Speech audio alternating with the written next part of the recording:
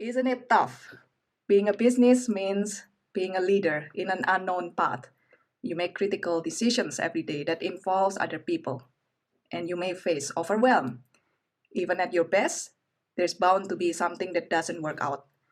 And if your mental health suffers, things could really unravel into survival mode. I know that pain. So, 4 years ago, I was just starting out as a business owner. Not only was I super stressed out, I was beating myself up too.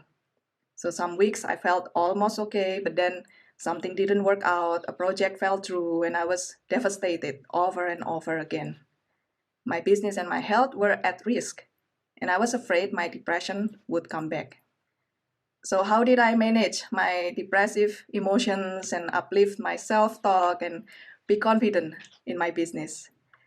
Well, it came down to the practices from mindfulness and dance movement therapy.